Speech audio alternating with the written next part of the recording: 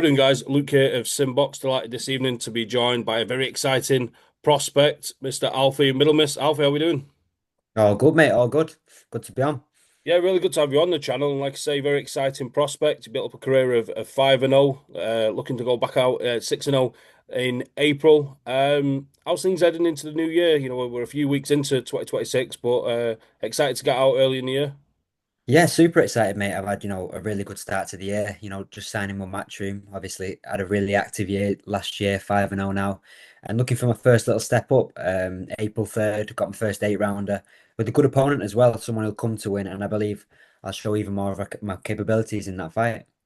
Well, you say there at the start of the year you signed with Matchroom, that became official. I know you'd had a few fights on their cards previous, with Jamie Moore having a number of fighters on their stable and working with Sam Jones as well. But talk to me about at this stage of your career, being a young pro, finding your feet, finding your way, and to have the backing of a big time promoter and taking the worries of selling tickets and you're going to get regular fight dates, that kind of thing. Talk to me about the security of having a big time player behind you. 100%, it's massive and it's the stuff you dream about when you first get into boxing. Obviously, Matchroom to me are the leading promoter in the game. So obviously you've got that security, you've got them fights that you can just focus on in the air. My job now is just to knuckle down in the gym, keep improving like I am, and I know I've got those dates lined up for the year ahead. So yeah, really exciting stuff ahead. Everyone in our gym is buzzing and most of the gyms with Matchroom at the moment. So yeah, some exciting dates to come in the future and yeah, I'm excited to see what 2026 holds. Absolutely. Before we look forward, we'll look back 2025, 4 fights, 4 wins.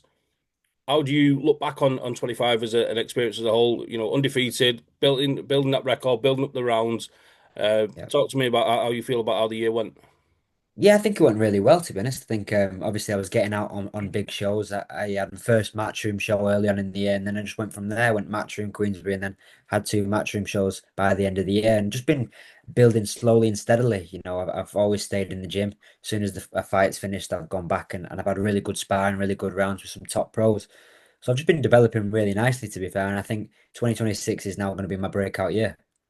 Absolutely. And there seems to be, you know, I wouldn't say rushing prospects, but there seems to be an eagerness now in the game for undefeated prospects to be tested early, to dip the toes in, that you're not going to have a padded record. Is that something you fully embrace in terms of the modern boxing world, that there's no easy fights, there's no gimmies really?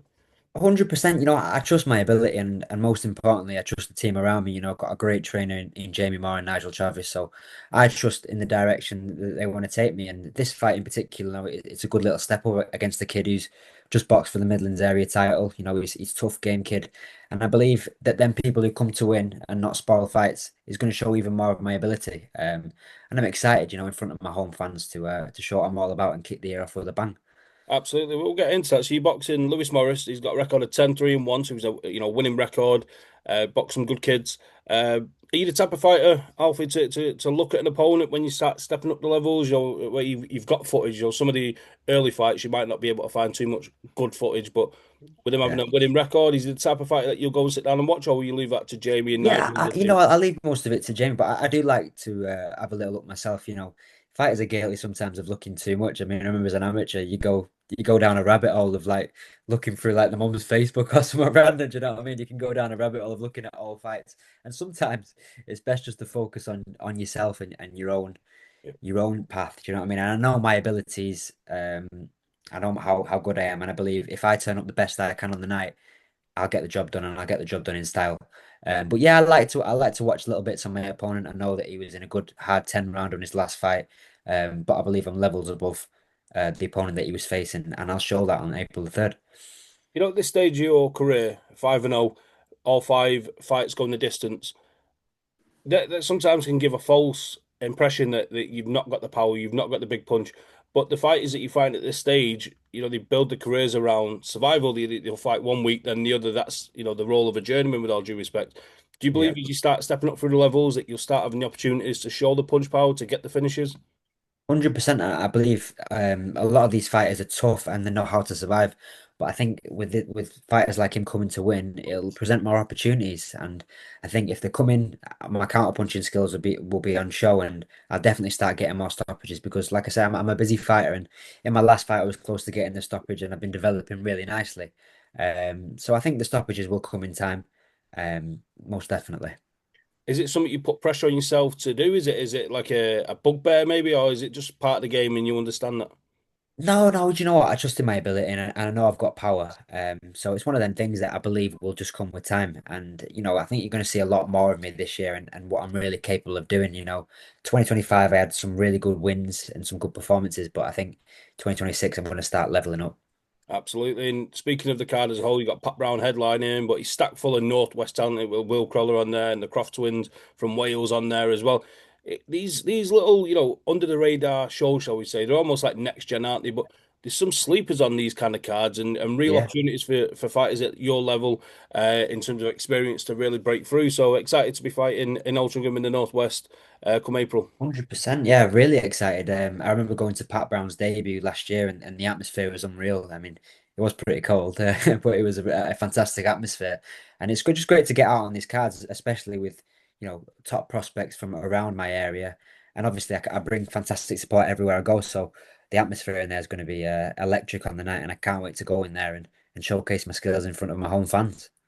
So when you have yourself and a number of your stable mates from the Jamie Moore gym on the same card, talk to me about how that works, like the dynamic and kind of all for one, one for all, and all buddying Yeah. up almost if you like. Talk to me about that on fight night. Yeah, obviously, I enjoy it because obviously there's a camaraderie. You with each other on fight week, you with each other through the whole process. The making weight, etc. Obviously it's difficult for Jamie and Nigel on the night, because you've got so many fighters. You have to sort of split it up. But it's just me and Pat on this card. But camp's been really good. Pat's flying in the gym as well. He's looking $1 million, and you sort of like with the gym that we've got, you sort of bounce off each other. Do you know what I mean? We're always upbeat. We're always having a good laugh, and I think that's really good for the morale in camp. And at the moment, everyone's flying and can't wait for April 3rd. Yeah. Just picking on Pat Brown there, you've got to be firmly on the bandwagon here. Pat Brown, he's looking to be fast tracked by Matchroom, and he's going in with Yeah. Dukara on that card, and you fully blind Pat Brown and that he's going to be the kind of guy that's going to go on win domestic world titles, Yeah. maybe even move up to heavyweight. That seems to be the path they're going 100%. down with him. Is it? Talk to me about Pat Brown and how excited Yeah, you are about watching his he's career. looking really good in the gym. He's sparring really well. Obviously, he's got that natural power and that natural athleticism.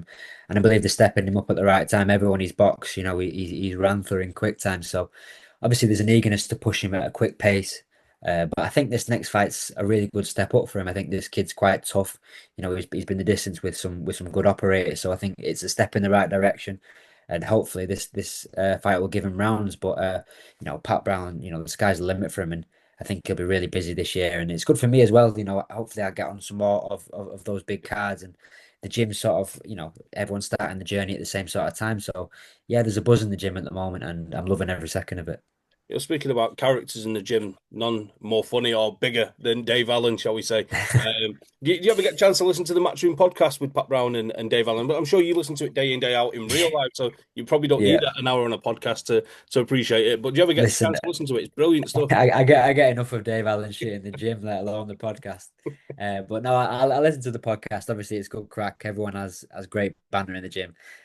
Dave Allen roasts me a bit on the podcast. I've told I him to noticed. to leave me alone a little bit, but he's great. Everyone buzzes off each other.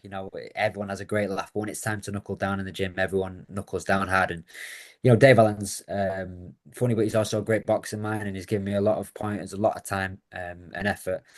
So he's a good guy, and everyone just sort of gets on really well. He's definitely a character.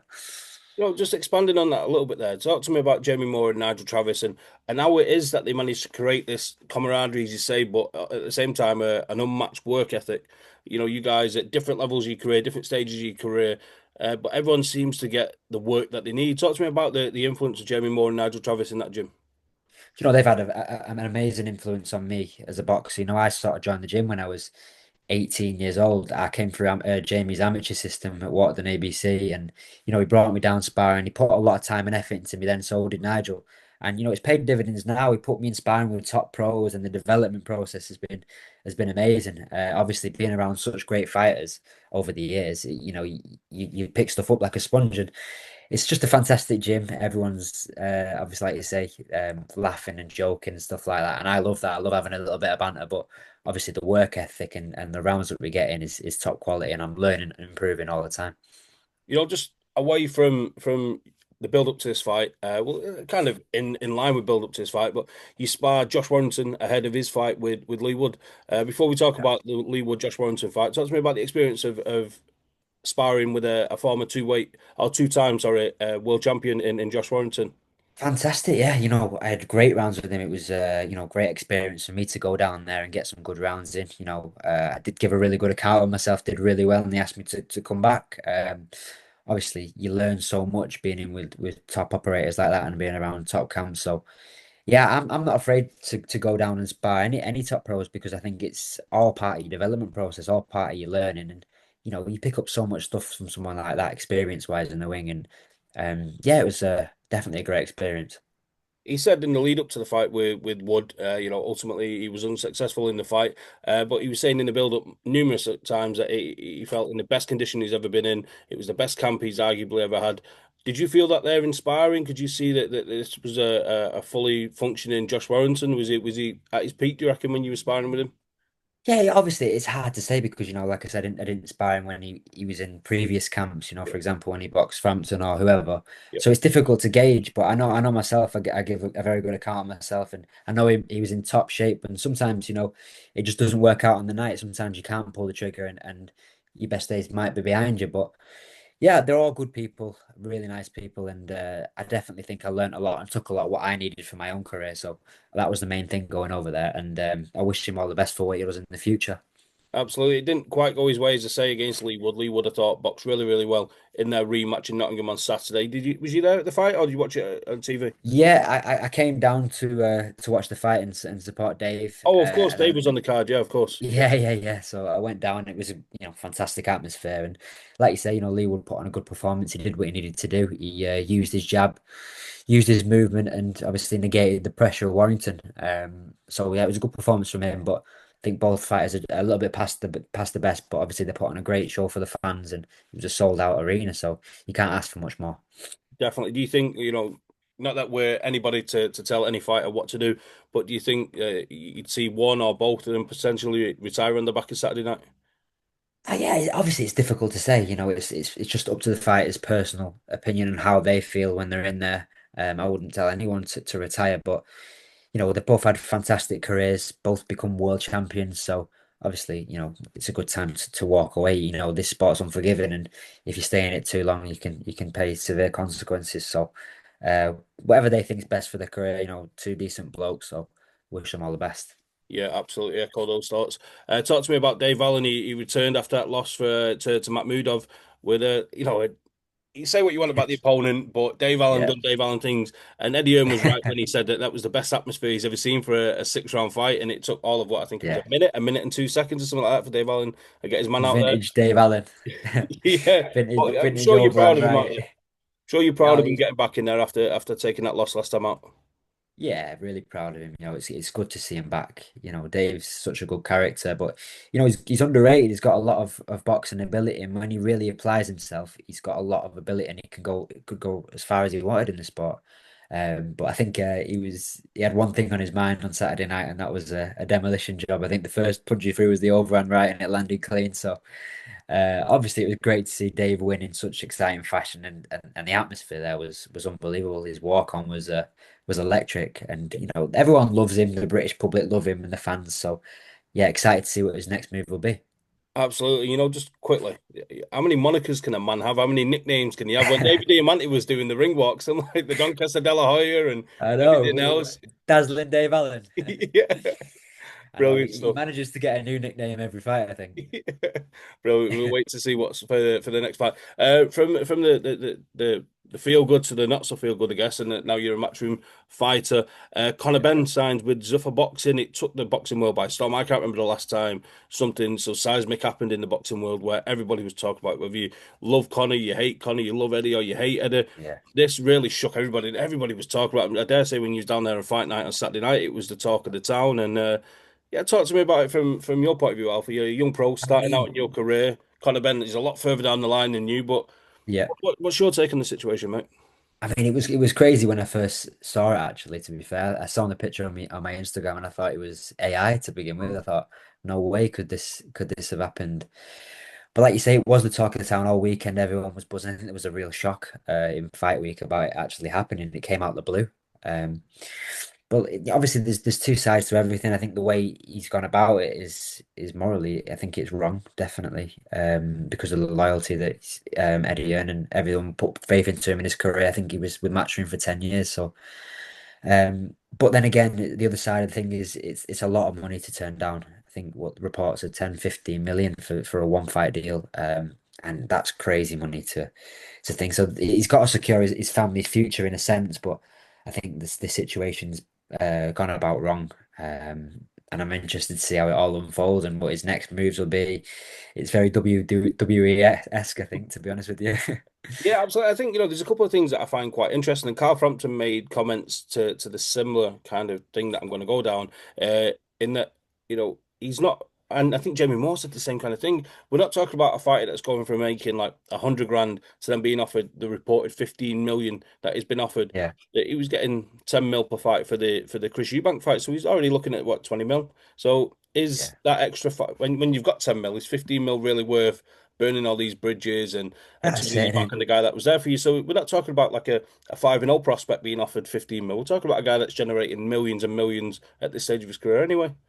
100%. And he was guaranteed massive money in his next fight. I think they were looking at a world champion with Matchroom for his next one. So he would have got a lot of money. And I think there was reports that we're going to be get close to actually matching the deal. So it's just interesting. I mean, different fighters have different morals, and when that amount of money is put in front of you, it's difficult to know. It's crazy and obscene amounts of money. But obviously, we were expecting him to stay with Eddie and match him. I thought he would stay for his whole career, to be honest with you, considering what they've done and the positions that they put him in as a fighter. But yeah, very interesting to see his next move, and it just adds to the theatre that is boxing, I think. Yeah, absolutely. That's the words the that is boxing. Alfie, just to get your take quickly on Zuffa Boxing. Now we're looking at, sometimes they're saying they're not going to recognise the governing bodies, the sanctioning bodies, and that they're going to create their own championship and have their own in-house fights, and it's only going to be the Zuffa Boxing title and the Ring Magazine title. That's getting a bit clouded now because you've got Conor Benn and Jaya Patera in their prime that won WBC, WBA, WBO, and IBF titles.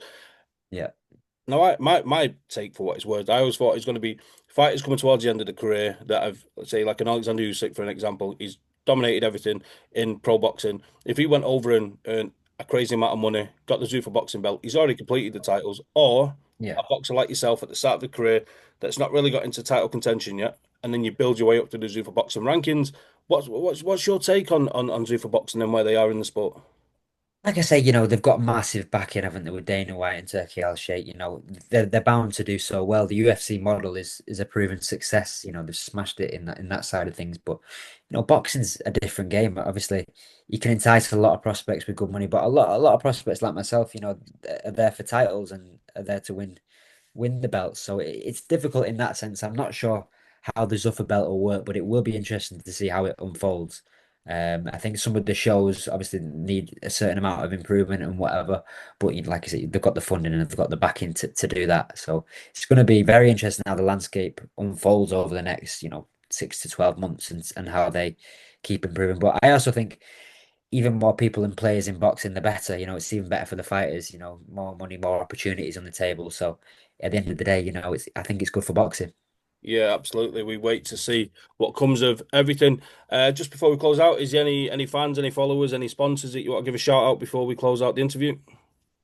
Yo, no, just big shout out to everyone who's supporting me and everyone who's buying a ticket for my next fight. I really, really appreciate it. And anyone who wants to buy a ticket, drop me a message. April 3rd at Altrincham Ice Arena. It's going to be a fantastic night, and I believe that I'm going to put on a fantastic performance, and I can't wait to show everyone what I'm all about.